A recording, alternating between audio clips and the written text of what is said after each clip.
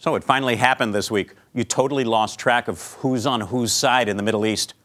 Maybe you heard that in Iraq, the United States is now conducting airstrikes on the town of Tikrit, airstrikes that support Shiite militias battling ISIS, Shiite militias controlled by Iran.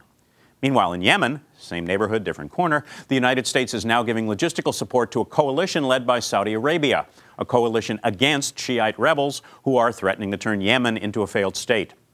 Shiite rebels increasingly supported by Iran. So yeah, we're trying simultaneously to support Iran in Iraq and to thwart Iran in Yemen. And you don't even want to know what's going on in Syria. Complicated map? You bet. Let me try to clear it up for you. There, that's better.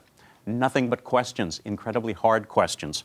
For instance, what are America's priorities in the Middle East, in Northern Africa? Democracy, stability, human rights, oil? What happens when those priorities collide? How do we choose?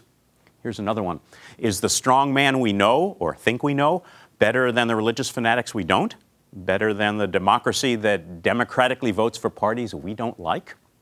Does supporting the strong man turn opposition forces into anti-American mobs?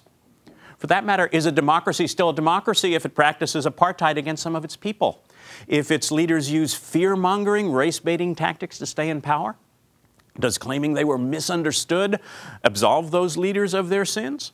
And only 50 years from Selma, are we in a position to judge? Boots on the ground. What if they're American boots with American feet inside them? Do we even have the skill or the will to influence events in that part of the world? We're so easily bored, so easily frustrated. We focus on winning the next news cycle. In the Middle East, they've been fighting some of these fights since the 7th century. But can we wall ourselves off from other people's conflicts? Or are we all in the crosshairs, one planet, indivisible, no matter what we do? How do we live with that? Do we have any other choice?